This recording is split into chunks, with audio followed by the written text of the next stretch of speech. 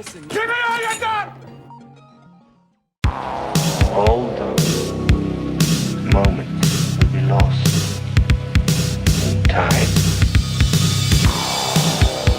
Like tears in rain.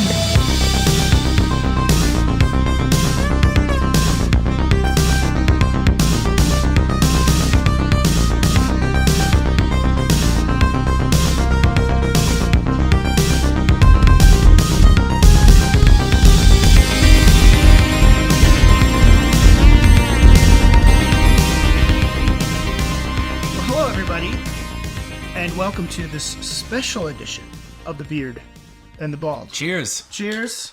Hear, hear. I am Paul Shirey. This is, of course, Chris Bumbray, my favorite. And the Bald. Screaming upstairs are my kids, and we are shooting downstairs. So, we just wrapped Sundance. Well, Chris wrapped Sundance. But you're probably still going to watch some more movies, right? I do. I have like 5 to watch online because part of it is digital this year. So the in-person part just pretty much ended, right? Everybody went home today. And I'm going home tomorrow morning. I just stayed next night to hang out with Paul.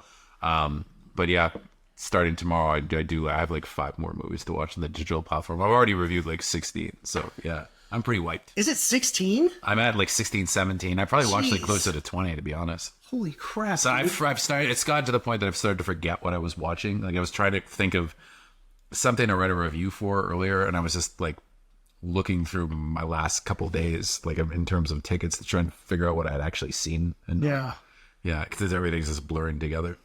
So when you come to Sundance, the main focus is catching all the premieres, right? Or like as early as possible. Yeah, anything that's prominent. You know, seeing it as early as I can. I'm writing back a review. You know, writing a review for it. I don't really do necessarily interviews and events here, although we just did Napoleon Dynamite. But specifically because you were here and I had somebody with a camera, and usually they don't really have those press lines like that are that easy to do. Yeah. You know? So yeah, and we'll talk about that in a minute. But honestly, it was a great press line. Yeah. So Sundance this year, you've seen more movies than me, and I've seen some. So we'll talk about a few, but I want to hear what you liked, what you didn't like, sure. And then we can, and some of them I've seen, but like we can. Yeah, I mean, for me, it was like kind of a lower key year, I think, because I've been coming here for 15 years. And it's your anniversary. Yeah, it is my anniversary, 15th anniversary, although 2 of them were online. Yeah, and it's lower key than it used to be, that's for sure. Yeah. Like, it wouldn't be dead. It wouldn't be this dead by this time of the festival. There would still be stuff going on. Like, it's crazy to me that the Eccles is closed for the rest of, which is like where all the premieres are, that's closed for the second half of the festival. You know, I didn't see anything that blew me away, to be honest, though. Usually at Sundance, there's at least 1 or 2 movies that I saw that were like, oh my God, this is amazing. Yeah. But I didn't see anything this year that I felt that way about. I saw a lot of good movies, but I didn't see anything that I'd say was like extraordinary. Yeah. You know, I think probably for me, in terms of my favorites, you know, there was Freaky Tales, which was the opening night movie, which a lot of the other critics didn't like, which I really liked, but it was just basically a genre movie. Like a Pulp Fiction meets Last Dragon meets The Warriors kind of 80s mashup. Was it different stories? Yeah, or did different they stories all tie together? Or they all tie together. It's like Crash, but like or Pulp Fiction. It's done in chapters, but they all take place on the same night, and like characters show up in each of them, and then like so the third and fourth story. The third story is Pedro Pascal's story, and then the fourth story is the actor Jay Ellis from Top Gun Maverick. Oh yeah. It's his story, and then the two of them kind of mesh up together, and they're really one big story.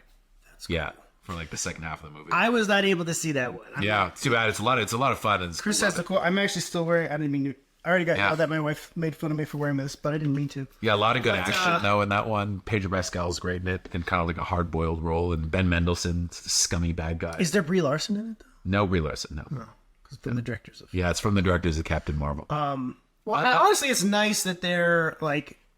I'm glad they didn't take on the sequel. Yeah. And that they just they were like, hey, fuck this. Let's do our own thing. We're going to do our own thing. Like, well, they kind of dipped into their bag of tricks, though, from Marvel. Because, like, beforehand, they did very small indie movies, like Half Nelson, you know, and... Mississippi... whatever, with Ryan Reynolds. Yeah. And it was, like, those kinds of movies that were really small. This one has a lot of action in it, you know, so it's more ambitious, and it's set in the 80s and it's got lots of great music. So they dipped into their Marvel bag of tricks, I think, to do this. It feels like maybe the 80s era was kind of like where the good movies were. Yeah. This year. Like even Love Lies Bleeding, which was another one that was pretty good. Yeah. That was set in 89. the slasher flick, Violent Nature. In a Violent Nature it doesn't specifically say that, It's probably but it feels like it's in that time frame. It's kind of, I don't know. It's weird. It's otherwise, besides those movies, like ones that I really liked, a lot of documentaries I thought were good. But Devo, the Devo doc. Devo doc, the Luther Vandross doc was good. But then, like, in terms of dramatic movies, I liked this movie called Exhibiting Forgiveness, which is pretty like low key with Andre Holland. Travis seemed to like that one. Yeah. So Travis Hobson from Strong Critics. About a guy who's an artist who grew up with an abusive crack addict father, and the father cleans up and wants to be back in his life, and it's just like, I don't really want to let him back in my life, and it's has some interesting things to say about forgiveness. But it's funny. I'm trying to think back to movies that I watched now, and I can't remember a lot of them. Like they just like from this fest, yeah. Like, you saw Pony Boy today, which you didn't like. I didn't care for that, but I don't even remember a lot of the movies that I saw. Like it's What's Inside sold for $17 million. I saw that one. Is that the Soderbergh one? No, that's Presence. That also sold the Neon, and those were both fine, but they weren't extraordinary. They were good movies, but they weren't incredible movies. And then the one everybody loved here was I Saw the TV Glow, which I didn't care for. And then is that drama or is it's a horror movie. It's a horror. Well, it's kind of horror, but it's very esoteric and David Lynchian. And then there was one that was not. I thought Love Lies Bleeding was very Lynchian. Yeah, and I mean, I there's guess some like really wild, like fucked up shit in that movie. I could see why it was. I could see why it was in the horror section, the midnight section. And then I saw A Different Man with Sebastian Stan. That again was okay, and it was quirky. And then it kind of lost me in the last half hour, which is too bad because his performance is very good. And then I saw a terrible movie with you, Crazy House. Oh God, Crazy House. It's awful. We have to talk about Crazy House for a minute because I'm sure you could read my review, you could read Chris's review. We did not care but for it. I kind of went into it. I really didn't know shit about it. I knew who was in it. I knew that, it was a midnight movie, so I kind of expected it to be a little nuts. But it is an exercise in tedium. Is it ever? For like 40 minutes. So the concept, it's very much like a parody of sitcoms, and it's kind of be like Married with Children kind of vibe. But they drag it on for 40 minutes. And the problem is it's never funny to begin with. It's not funny. It's not interesting. You're not like, oh, I see where they're going. You're like, what, and what's happening? What is going on here? And this year for me at Sundance, what I found was a lot of the films hinged on a very wonky premise. Yeah. It wasn't a well thought out thing. So like with Crazy House, they're like, oh, these Russian gangsters somehow hid a bag of money and a dead baby in a wall in a house, and now they're coming back and nobody's discovered this. I'm like, first off, they're on the run from the cops, and they like then the mother runs into a house and hides this in a wall in a house randomly. It's just it makes no sense. It's just kind of like, yeah, why not? Like there was just a lot of, I feel like a lot of the filmmakers kind of took the lazy approach on that at Sundance this year, or at least from the movies that I saw at Sundance, which I would also say for Love Lies Bleeding, which I would say is my favorite movie of the fest. Yeah.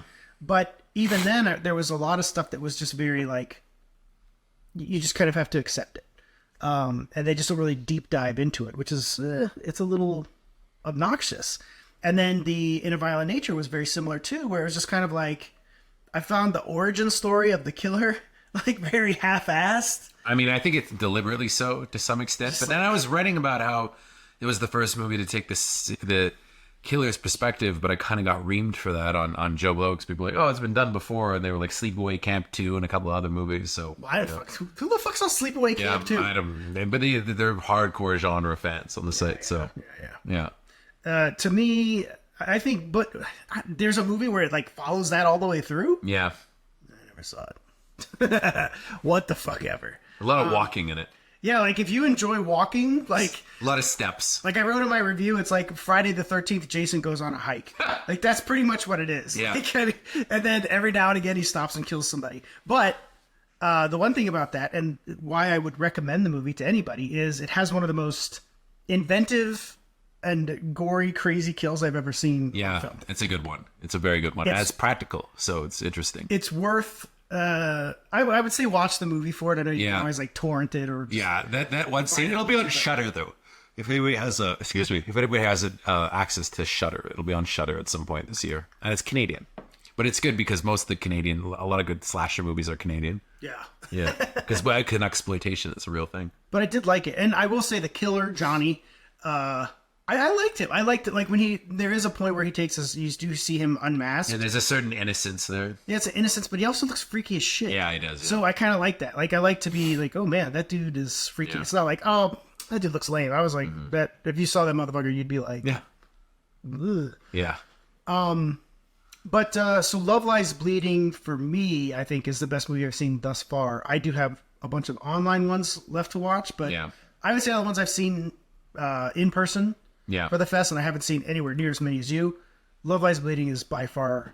I was definitely a raucous screening when I went to see Love Lies Bleeding. Everybody seemed like they were. Did you go opening? Was it opening? I was at the premiere. Yeah. The premiere, yeah. Yeah, at the Eccles. It was crazy. Everybody was very. And they excited. were there. The cast was there, right? For that the one. The cast was there. Yeah, everybody was there. Was Kristen Stewart like aloof and kind of like, yeah?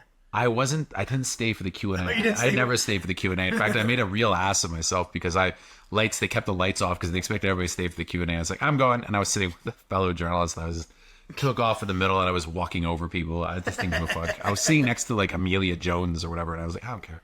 I'm going. Dude, like, what if you have to go to the bathroom though? Like, we're supposed to. It's very uncomfortable. Yeah, I was like, I'm done. I'm fine. I'm finished. The credits have rolled. I'm finished. Listen, like, so one thing a lot of people may not know about Sundance is, the theaters, they're fine, but they're not exactly like creature comfort. Like, no, they're not built. They're not movie theaters. That's the thing. They're like the place that Eccles, the one where they have all the premieres. That's a school auditorium. Like they're very well designed and they have great sound and stuff and acoustics and they've been reformatted, but it's not going to see a movie in a movie theater. Yeah. So it's hard to get out. You're in, God forbid. I remember I saw Boyhood and 3 hours long and it's like I couldn't go to the bathroom the whole movie, because I'm stuck in the middle, like sitting with the cast. Richard Linklater's on the side of it. I can't let Richard Linklater see me go. It's like I need to piss. And it's just You're like pissing in your cup right there. And as soon as the movie's over, I'm not gonna miss it, Richard. I'm not missing it, Dick. As soon as the movie's over, then you have to stay for the Q&A as well. Sometimes it's like, God, I just want to go. And they played that one at like 10 o'clock at night. Oh, and remember Fighting for My Family? Oh yeah. First, you were drunk. I was drunk. And two, it was so hot. I just remember it being really hot. Like I was sweating. Yeah. And we were all like just like packed in there. Yeah. I just wanted to get the fuck out of there. When the time it was over, I was like, I just want to get out. Yeah, sometimes it's like that. Although the press screenings are at a movie theater at the Holiday Village, but it's like an old, rundown movie theater. Well, and then I saw some, and I think, and you did too. We went to the Redstone. Yeah, the Redstone, which is down the road. It's in Snydersville, just down from Park City.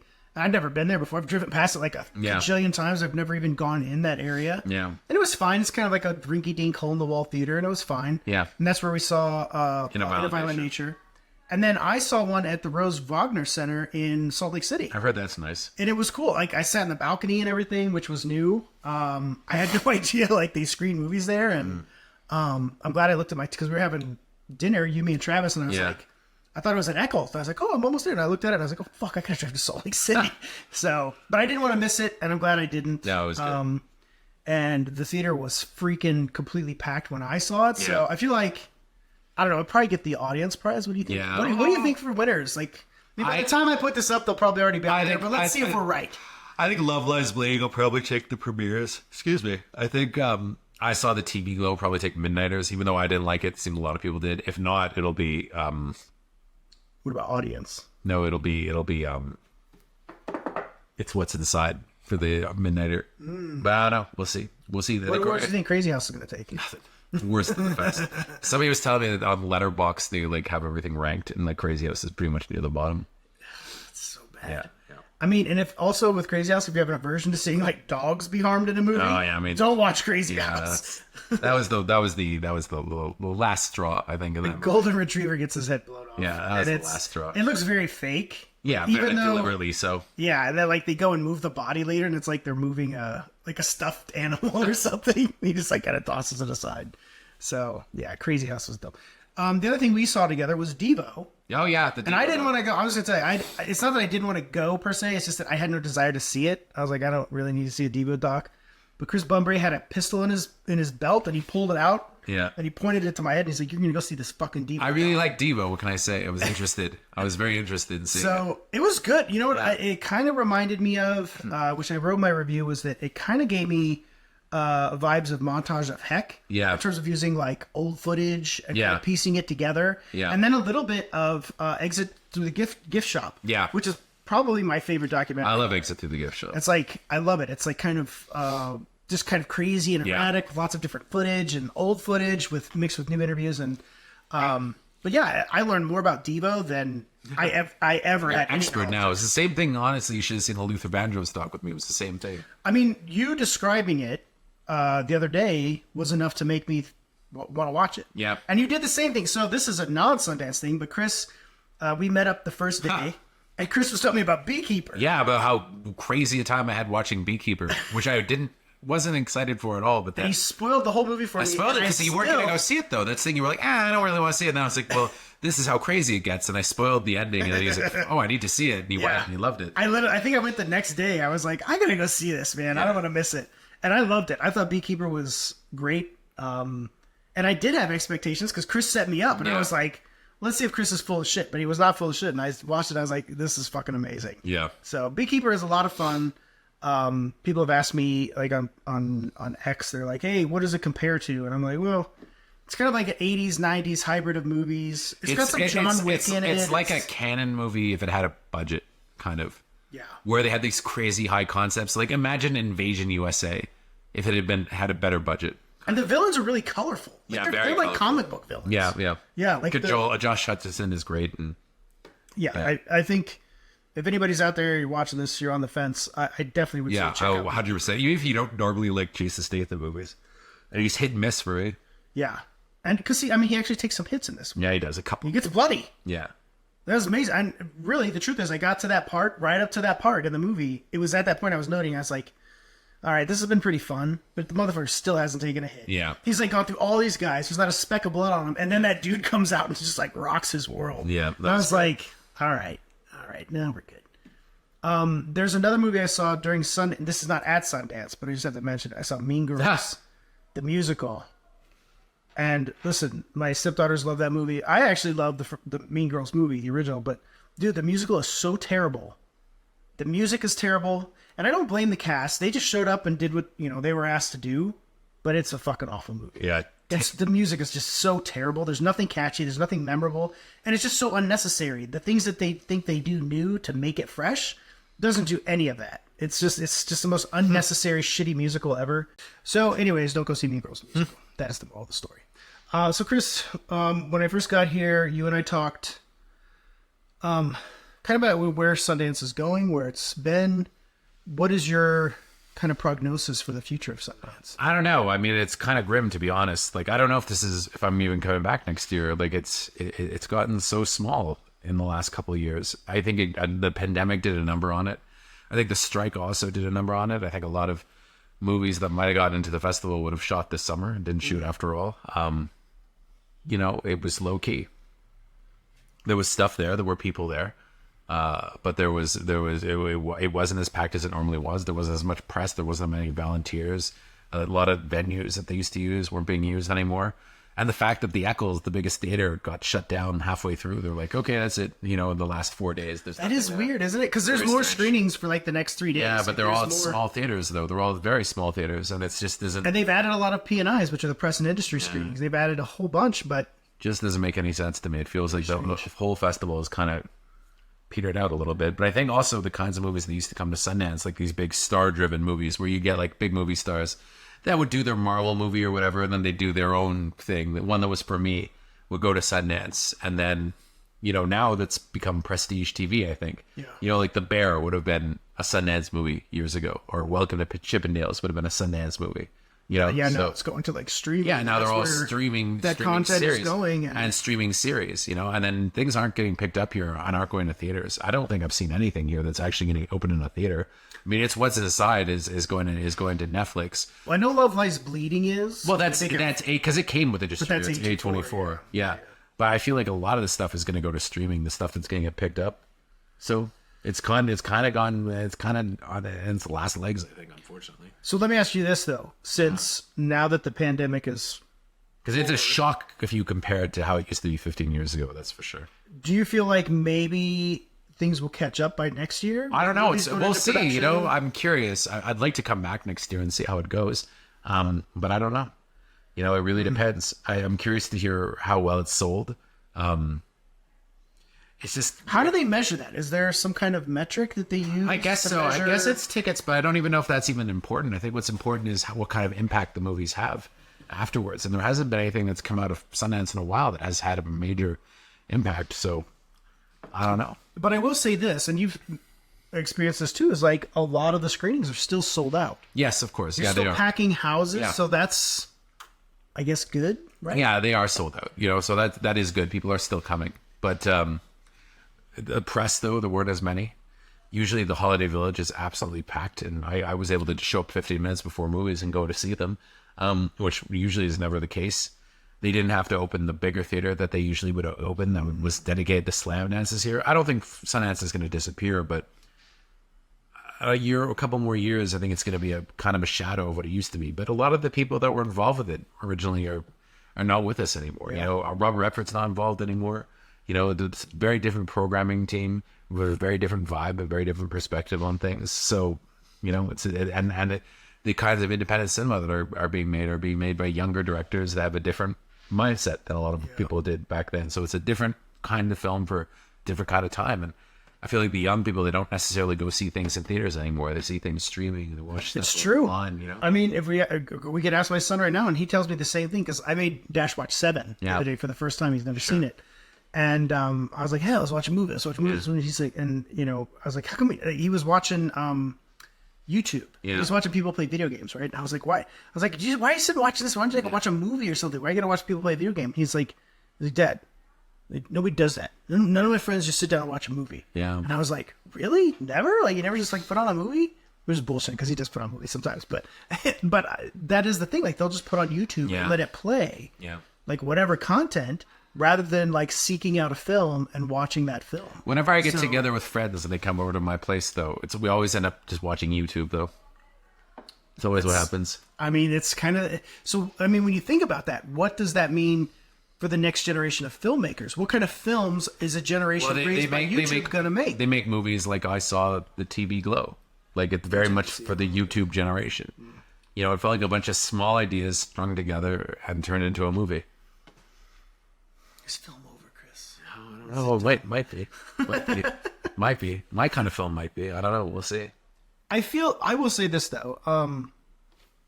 You know, watching the films that I saw this year, which none of them I didn't love. I wasn't like, oh my God, it's so amazing. But I will say I did feel a little bit inspired. Yeah. That people were still taking risks. Yeah, of course. You know, Love Lies Bleeding was a risk. Yeah. In a Violent Nature was a risk. Devo was, you know, not necessarily a risk, but it was a good documentary. Yeah, unique. Crazy House is a risk. It's just a bad kind of risk. Yeah. You know? When didn't pan out. It didn't pay off. It was not. It's not good. But I did walk away from the films that I saw in person thinking, okay, people are still making. At least some people are still making some good movies, good enough to, you know, play at Sundance. So I'm hopeful that there's more stuff. I'd like to come back next year and see more films, and see where it goes. But I do think it's interesting. I think we are at a point of change with the type of content. Yeah. I think we are going to see a massive shift. It's a big shift. In the types of films we get. Yeah, I mean, and, you know, I've been going for 15 years. I can't see myself going another 15. I couldn't imagine what it'll be like when I'm in my late 50s in 15 more years. Who was the guy that you guys were rooming with that from the Salt Lake City? Sean, who'd been there for 30 years. And I couldn't imagine. What was he say? Did he say anything? Like he liked a lot of stuff, but it's just I couldn't imagine what it's going to be like in another 15 years. God, it'll all be online in a virtual theater. It's going to be crazy. Yeah. I mean, it would be interesting. I'm very curious if it even still is going on. You know, with Redford not involved anymore, I also wonder what his legacy will be when he passes on. Yeah. I mean, it's a rich legacy, I think. But I mean, like, for Sundance, is anybody going to honor what he had wanted to start? Or are they going to be like, well, he's gone now. Nobody has to, like, play kind of... we want. Let's do whatever the fuck we want. So this year is... I think I've done... Did we do interviews at Sundance before? Is this our first one? For Together or first? Well, I mean, for me, I didn't do any of them. Yeah, I've done interviews before here. I've done junkets here, but that was. Yeah, and you've done junkets. But the That's right. press line was my first time covering the press line. So we did the press line, which you'll see here on my channel. You'll see the Napoleon Dynamite junket. I love Napoleon Dynamite. Chris is not really a fan, but I like the people involved. I love the movie. I watch it multiple times a year. I'm a big fan. But they had a junket because it's the 20th anniversary of Napoleon Dynamite, which debuted at Sundance. Sure makes me feel old. It was before my time here. So old. Same year as Garden State. And it's weird because the kinds of movies that used to premiere back then that had these huge pulp culture footprints, like Garden State and like Napoleon Dynamite, I feel like that kind of thing isn't happening anymore. There's nothing that they like. As much as I liked Love Lies Bleeding, Yeah. I don't really see myself watching that on an annual basis. No. It's not going to happen. In fact, none of the movies I've seen Yeah. I watch every year. Yeah. Napoleon Dynamite is a film I watch every year. At least once, but truthfully, I watch it multiple times.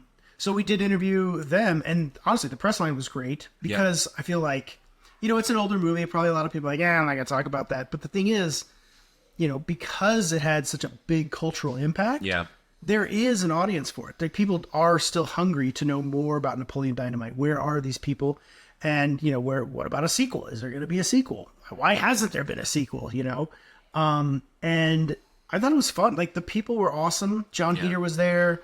Jerusha Hess, who was the co-writer, was there. Jared Hess was not there, sadly. And then they had Uncle Rico, John Grease, Efron Ramirez, who played Pedro. And then they had the girl who played Tricia, Emily. Yep. I can't remember her last name, Emily something. But she was there. And to me, that's cool. I'm like, this is like... That's honestly why I wanted to do it, and I was glad I was approved. It's the first one for Arctic News Network, Way of the Shirey, and that was cool for us to be able to do that. But and I got to do it next to Chris. Yeah. So it was like a reunion with me and Chris, and we actually shot each other on this video camera we're recording on now. I did mine for Joe Blow. You did yours for White Minute. We just passed the camera back and forth and shot each other's interviews. So that was like a fun little team up. Yeah. It's kind of like it's like a superhero team Dynamic duo. So that was fun. Bald Man and Robin. Bald Man. I'll be Robin. That's fine. This is cool. I love Robin. Anyways, that was I think that was a good way to finish kind of the in-person stuff. I'm going to watch a bunch of these online ones. I don't know. I might skip a few, but there's some that I'm interested in. I feel like when I hear that's terrible. Is it? When I get home, it'll be interesting to see what I have the mileage left to watch, because I feel like I'm going to wake up. I mean, after 16 movies. I feel like I'm going to wake up on Friday morning. I'm like, fuck this. I'm done. I'm through. The festival's over officially. Chris is just going to take a break from movies. Yeah. Go for a walk. So actually, that's a good question. So after something like Sundance and TIFF, which how many years have you covered TIFF? 15 as well. Jesus Christ. Yeah, 15. I started doing TIFF. TIFF was first, and then it went off. So Al Burge was like, "Let's go to Sundance." I'm like, okay, sure.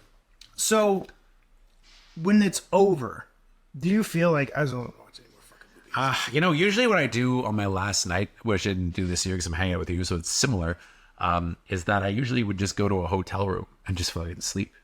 Like, and I'm pretty tired now, but it's like, he's not gonna sleep. I'll sleep on the plane, I guess, and when I get home to Montreal, I'm just gonna crash for a while. I can't see myself. I'll probably plow through one or two more Sundance movies, but I'll probably be about it. It'll be one of those things where I'll watch 20 minutes of something, and if it doesn't grab me in 20 minutes, I'll just turn it off and I'll never review it. But you could exit the theater without anybody seeing it. I do want a little bit of a break, though. Yeah, a little bit of a movie break, a little sleep and some relaxation. So that's Sundance for this year. Since we're here, since I have Chris, what does 2024 look like for you? What are you excited for? In terms of movies? Yeah. I'm looking forward to a lot of independent stuff, like Jeremy Saulnier's new movie, Rebel Ridge. My buddy Don. Is there a release date for that? No, but with my buddy Don Johnson, that should be out sometime this year. That's his best friend. I'm mostly looking forward to TV in some ways, but in terms of movies, Dune Part 2, of course. Jimmy from our site is actually seeing it next week because he's doing the junket. I'm really looking forward to Roadhouse now because everybody says that it's amazing, and I just got a screener of the trailer, so that's kind of interesting. Yeah. They just sent me a watermarked screener of the trailer for that comes out. You can show it to me, or I'm gonna kill you. Yeah, I'll show it to you. And then it's kind of that and Furiosa, of course. Furiosa, that's my excited to number see. one. Yeah, Furiosa. Relatively interested in Deadpool 3, and we'll just see how it goes, though. I feel like the movies that I'm going to enjoy the most, that'll be my favorite, are probably things that aren't even on my radar now. Well, that's like, for me, is like for 2023, Iron Claw was the last movie I saw. Technically, I saw it in 2024, but it was like January 2nd I saw it. So I counted as 2023, but that ended up being my favorite movie of the year. Yeah. It wasn't even like, I saw the trailer and I was like, oh, that looks pretty good. Yeah. But I wasn't like, oh, I can't wait to see this. Yeah. But that movie blew me away. I cried at the end. I cried like a little baby. My number 2, yeah. Not like a baby, but I was like, because that was like amazing. Yeah. What was your favorite movie 2023? Holdovers, but Holdovers. But Iron Claw was number 2, so there you go. I liked Holdovers. I didn't like it as much as Christopher, but I think it was made for Christopher. It's a time in his life. I think so. Chris is like a lot like Paul Giamatti. Yeah, a little Mostly like Paul Giamatti. Frustrated, Splendor. angry, and not in Splendor, you know. But that is a great character. Yeah. Holdovers. Paul Giamatti's character. A little aggressive, a little cynical. Passive aggressive. A little been around Aggressive, the block. aggressive. Been around the block a few times. Yeah, I would say. There's like the scene where the kid is like they're looking at the books in the alley, and he's like, "Have you ever had sex?" And he's like, "I got stories that like you fucking couldn't even dream of." Yeah. And I thought that was cool. It's just kind of like I think it gave his character a lot more depth. Just kind of like he revealed little bits, but he didn't give it all away. No. I thought that was cool. I just like the ending when he goes, I just want to say after 20 years of working with you that I truly, honestly feel, and you think he's going to say something uplifting, that you are the human equivalent of penis cancer. And he just walks away. I thought that was great. It was good. There was a lot of good payoff for Holdovers. Yeah. And then there was some payoff that didn't work for me. It was the female who... Divide, her son who died. Yeah. I felt like there was going to be more... I expected it.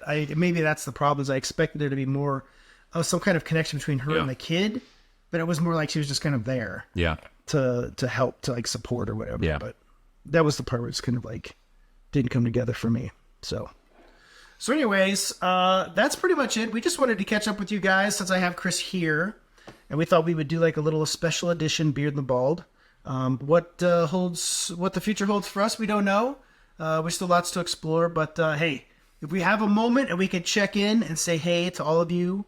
I know a lot of you have asked, like, hey, when you guys going to come back and do some more stuff? Well, we'll see. Who knows? We'll just see. We'll keep you in suspense. But for now, this is what you get. You get our little Sundance wrap-up. You can check out our Napoleon Dynamite interviews. And we're still friends. We are still friends. We didn't have. It wasn't like like Hall & Oates when they hate each other. It was a much more Well, we did share that prostitute. Yeah, we did. So it's good. We have a lot of That's the bond over. Those dead bodies that we both know where they're buried, so we can't alienate the other completely. I will say this: I love Chris. That's just a fact. I consider him a great friend, and I miss Chris. Yeah, I always miss Chris. To be honest, perfectly honest. And honestly, Paul's okay. I'm all right. Yeah, he's fine. I'm not for everyone. As I was told after he's okay. The Holy Badcast episode that I was on. He's not for everyone. It's good to be with Paul. Good to be with Paul. Always good to be with Paul. Yeah, it was fun. I really actually had a really good time. I'm cooped up in a house like lots of journalists. Me too. We spend so much time in the house. At my apartment in my office, working day in, day out. By ourselves, so it's actually been really nice to like jump in the truck, drive out to Park City, and meet people again, and see people, and talk to people in person. Every journalist that I was with was very social this year because everybody's the same. They all work home alone. And I think like after the pandemic too, people were like, "It's nice to be out and see people again." Get the fuck into the fucking crowded theater. I don't even care. Yeah, exactly. I used to be annoyed with that. I'd rather just watch the screener, and I was like, no, I'd rather be out in person. Yeah, that is interesting. That's true. I'd rather be out in person. Yeah. So, anyways, if you're out there. And, you're hesitant to reach out to a friend and hang out, I say do it. Do it. All right. Cheers. This has been us. Beard and the Bald. Reunion special. We'll see you guys next time. Well done. Well done, sir. We didn't overstay our welcome.